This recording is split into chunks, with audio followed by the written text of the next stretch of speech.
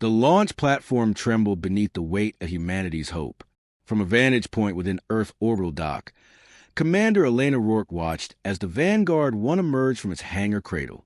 Sleek, gunmetal gray, with lines drawn from both desperation and brilliance, the prototype warship reflected the harsh lights of the viewing gallery like a blade unsheathed. It wasn't beautiful by galactic standards, but Earth hadn't built it to win awards. They'd built it to survive. Telemetry green, all systems nominal. A voice crackled through her earpiece. Rourke didn't answer right away. Her eyes were fixed on a massive display, where the ship's engines began to pulse with blue energy. "This is it," she murmured. "Let's show them what we're made of." Below her, on the observation deck, Earth's diplomats smiled and posed for photos beside dignitaries of the Galactic Empire. They were tall, luminous beings wrapped in armored robes, their faces unreadable behind translucent helms. The leader of their delegation, Arch-Sovereign Vecker, stood slightly apart, arms crossed, his posture dripping with disdain. Their fleet orbited above in perfect formation. Ships that dwarfed Earth's entire armada, silent threats against the black. When Rourke had first seen them, her breath had caught. These weren't ships. They were monuments of power, planets with engines. Beside them, Vanguard One looked like a child's toy. As the crowd hushed, Earth's president stepped to the microphone, voice bright with hope. "Honored guests of the Galactic Empire, today we unveil a symbol of cooperation and progress. Vanguard One represents Earth's commitment to peace among the stars." The applause that followed was polite, but brief. Vecker stepped forward, his translator producing tones dipped in contempt. "Your ambition is quaint.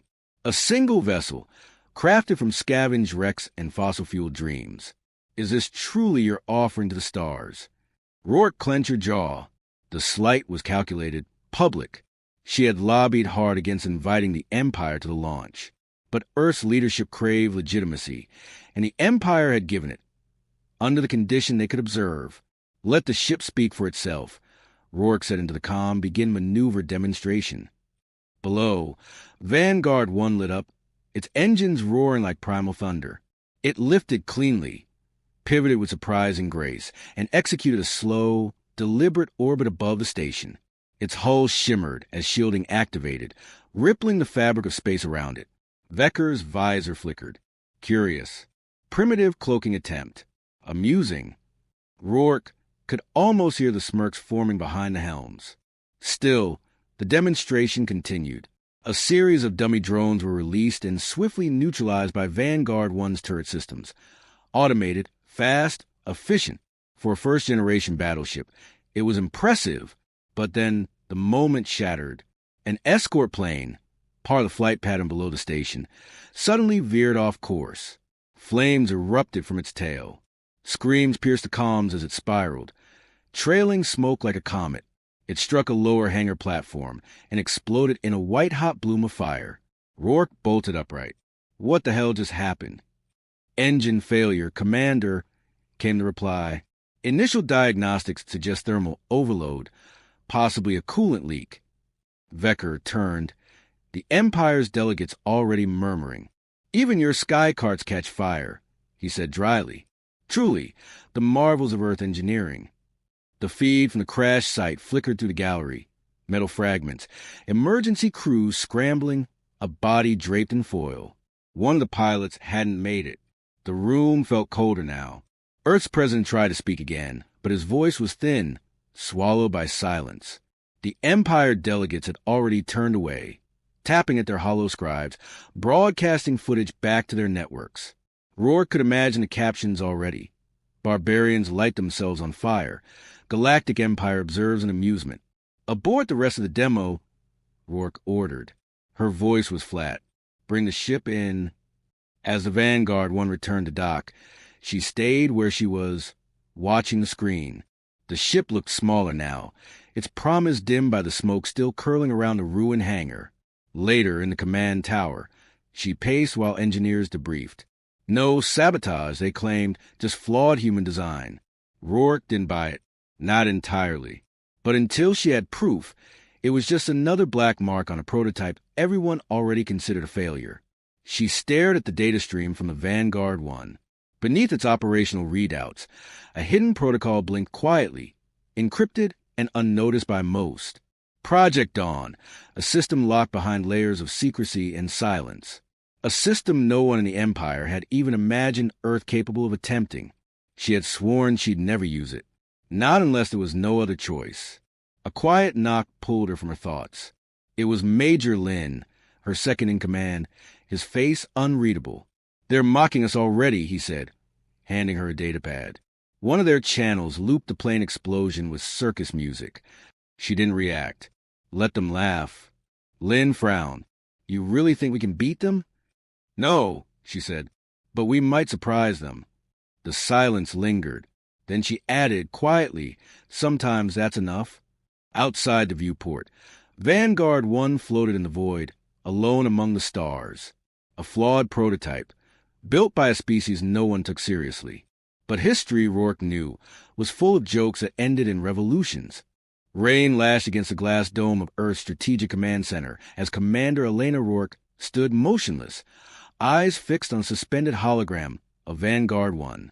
The ship's schematics shimmered before her, layer after layer of encrypted systems and interlocking mechanisms. Beneath the hull, beneath the weapons, there was something deeper, something older, a design philosophy not born from Earth's struggling science, but from a language long since buried beneath the stars. She tapped a section marked Core Systems, Classified. It pulsed red, then slid open with a keycode only 3 people on Earth knew. The waveform that emerged pulsed in a rhythm that was almost biological. Not even the engineers who built the hull knew what it did. But Rourke had spent years studying fragments of ancient off-world wreckage unearthed from the Andes. This technology wasn't just misunderstood, it was feared, and now it was part of Earth's only defense. "Commander?" Major Lin's voice cut through the quiet, his boots echoing as he entered the command room. "The debris from the escort plane has been analyzed." She didn't look up. "Faulty coolant line?" "Negative. It wasn't a malfunction." He laid a tab on the console, displaying the twisted remains of a micro-detonator embedded inside the wreckage. "Sabotage." Her expression didn't change, but Lin could sense the storm rising behind her eyes. "Empire?" Too early to confirm. But the detonator's molecular tag traces back to a device standard in Imperial boarding parties. Someone planted it inside the escort before launch. Rourke's fingers curled into fists. The humiliation hadn't been a happy accident. It was engineered deliberate. She turned back to projection of Vanguard One, watching it spin silently through its orbit like a lone predator pretending to be prey. "They wanted to undermine us before the game even started," she muttered. "Worked pretty well," Lin said.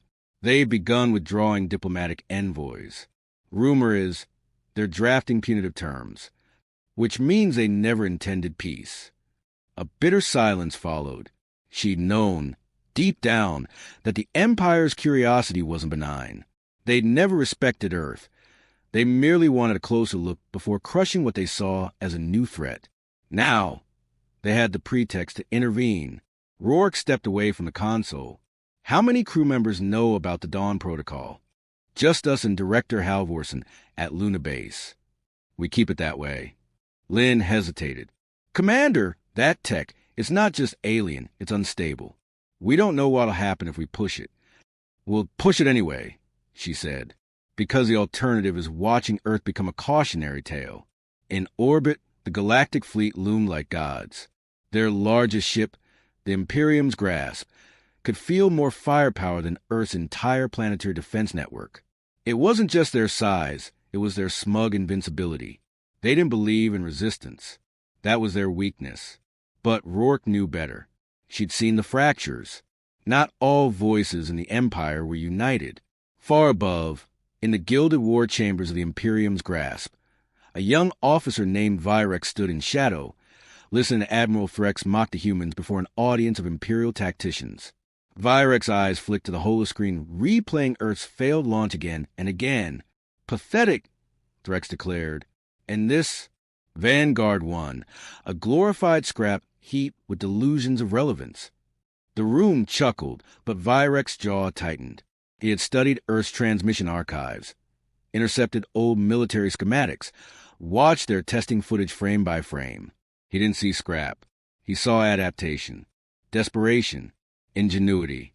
They learned faster than we expected, he said quietly. Threx turned toward him, eyes narrowing. What was that, Lieutenant? Virex straightened. Nothing, sir. But Threx wasn't fooled.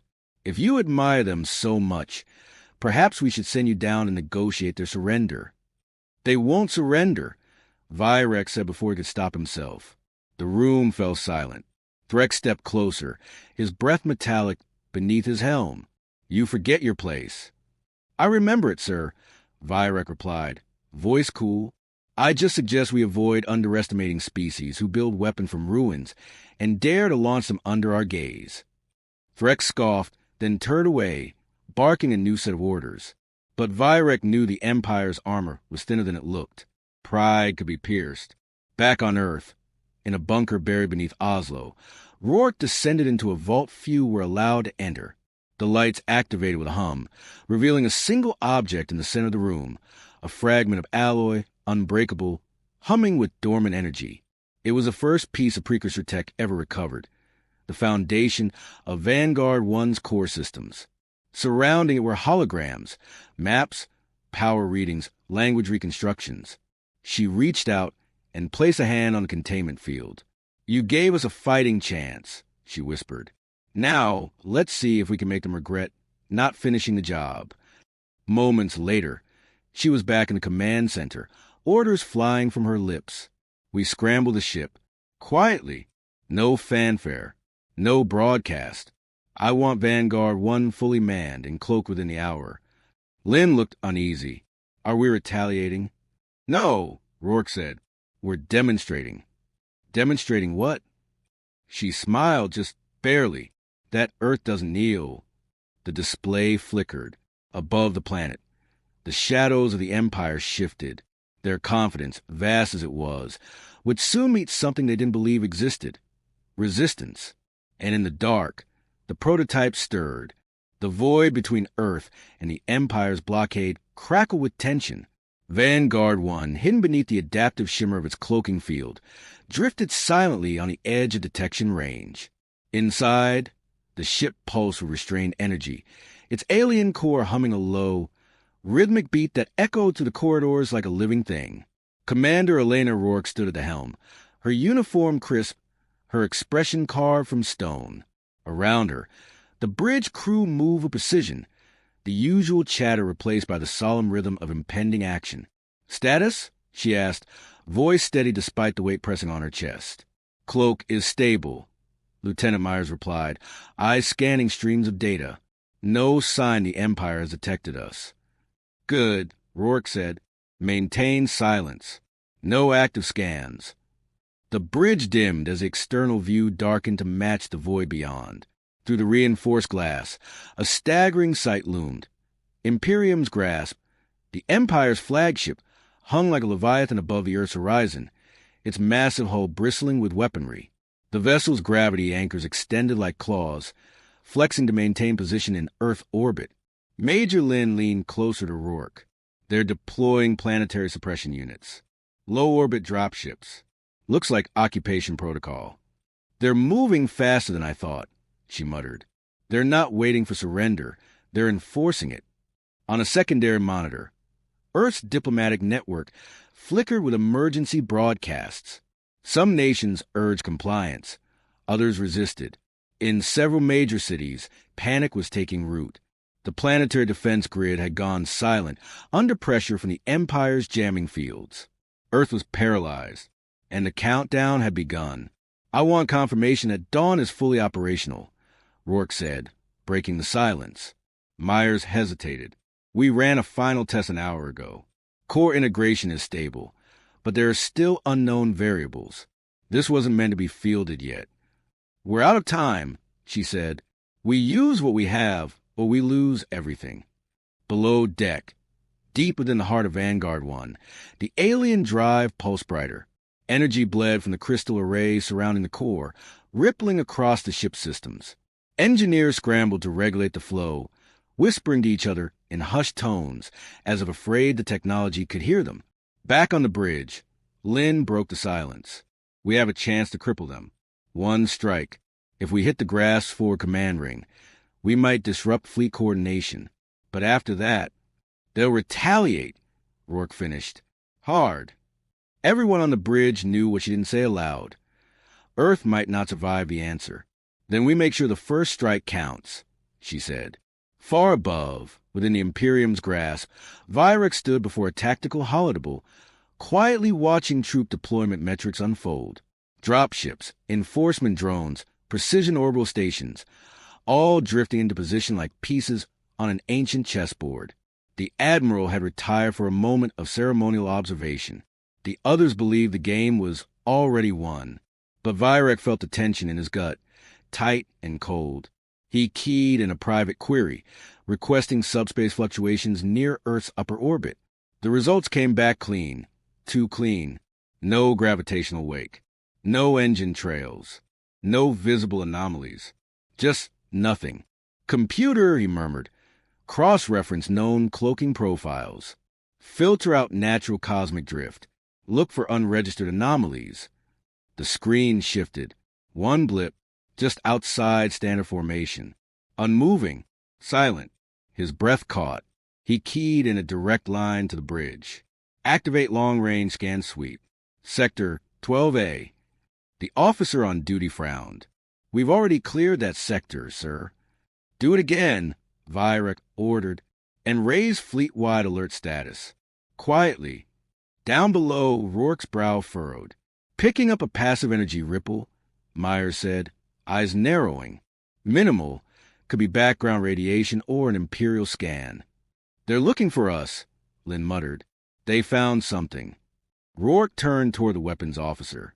Target grasped command ring. Low dawn. No broadcast. No countdown. The crew stilled. The moment had come.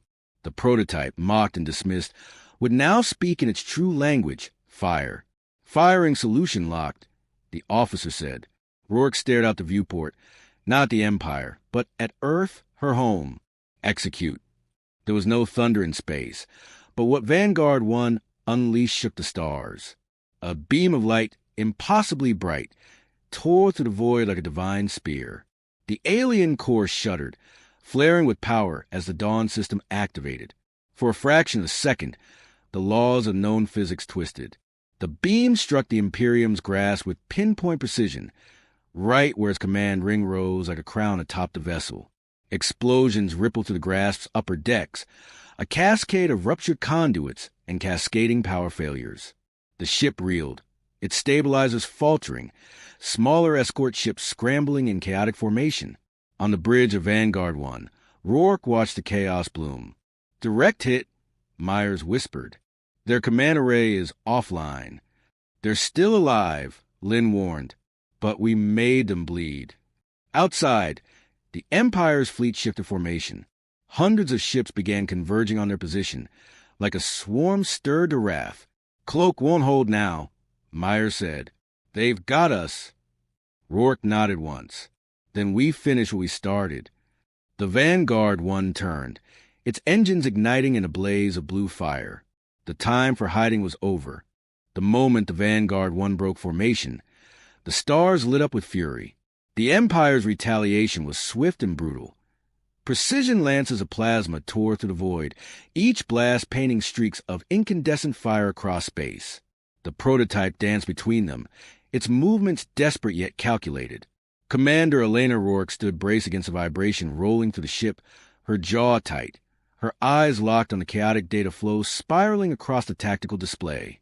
Shields holding at 73%.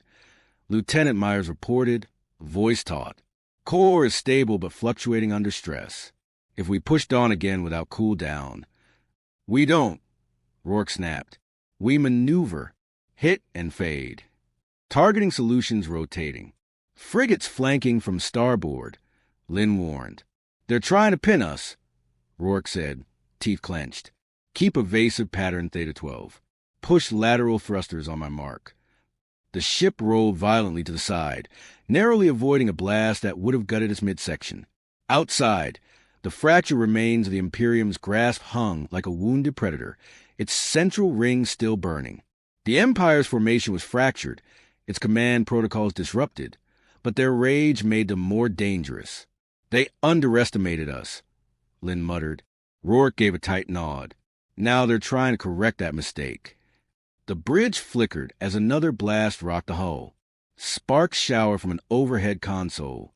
A crew member cried out, clutching their shoulder, but another stepped in without hesitation. No one fled. They'd signed up for a prototype mission, knowing it might never return. They're throwing everything at us, Myers said. Even their command destroyers are breaking formation. They want the prototype gone, Rourke said. They think if they crush Vanguard One, the message ends there. And does it? Lynn asked quietly. No, she said. It begins here. Across space, Imperial Lieutenant Vyrek watched the battle unfold from the auxiliary bridge of the Imperium's grasp, now running on emergency power. Medical units moved through smoke-filled corridors, and command links were still unstable. But his eyes never left the battlefield. He had never seen an enemy move like that. The Vanguard One didn't fight like an Earth ship. Its maneuvers weren't based on predictable formations or gravity-bound tactics. It shifted like instinct, like it anticipated the Empire's next breath. Each time their ships cornered it, it vanished, only to reappear somewhere devastating. "What is that ship made of?" one officer whispered. Vyrek answered quietly, "Resolve." He opened a secure channel. The signal would be detected, but it no longer mattered. "This is Lieutenant Vyrek to Earth Command Vessel," he transmitted. "You have 10 minutes before the Empire deploys subjugation drones on planetary surface targets. They will not distinguish between combatants and civilians." Silence followed for several seconds. Then Rourke's voice responded. "Understood." "Your strike was precise," Vyrek said, "but unsustainable. They'll overwhelm you." Rourke's voice was firm. "We didn't come to win. We came to make them bleed in front of the whole galaxy." Vyrek hesitated. "I may be able to delay the drone release protocol." There was a pause. "Why?" Rourke asked. "Because not all of us think you should be silenced." Then the line went dead. On board the Vanguard, systems strained. Engineers shouted updates as coolant hissed from stress joints, and warning sirens wailed to the lower decks. The alien core was glowing now, brighter than it should have been, and the Dawn Protocol's containment fields buckled with energy. "We can't sustain this much longer," Myers said. "One more overburn and the ship could rip itself apart." Rourke stared at the swirling chaos of the Empire's fleet. It was too dense, too fast. They were boxing her in from every angle. And yet, one corridor remained open. "There," she said. "That's our vector." Lynn looked at the screen. "That's suicide. They've left it open on purpose." "Not if we don't try to escape," Rourke said. "Not if we detonate." He turned to her slowly. "You want to overload Dawn? It's not about surviving. It's about making sure they never laugh at Earth again." The bridge crew stared at her. Then, one by one, they nodded. Lynn moved to the core command console and began entering override codes. The ships hummed deep into a resonant pulse. The lights flickered. Rourke turned to the external monitor. "Send one last transmission. Galactic relay." "To who?" "To everyone." Myers opened the line. Rourke stepped forward. "This is Commander Elena Rourke of Earth. You've watched us, mocked us, feared nothing from us. But today, you saw what desperation can build, what fury can ignite. We may fall, but if we do, we'll fall like a star collapsing into fire. You will remember the day Earth stood." She ended the transmission. The core flared to life. From a distance, the Vanguard One vanished into white light. A pulse tore outward, silent, pure, and absolute. It didn't obliterate the fleet, but it shattered their formation, fried systems, and knocked half the vessels into emergency lockdown. For the first time in centuries, the Empire was forced to retreat. On Earth, cities lit up in the aftermath of the blast. Not with fire, but with hope. Survivors watched skies that had once promised conquest, now cleared of enemy shadows. And somewhere beyond sensor range, a fragment of Vanguard One drifted, charred, silent, but intact. And in its heart, the Dawn Protocol whispered that it was not yet finished.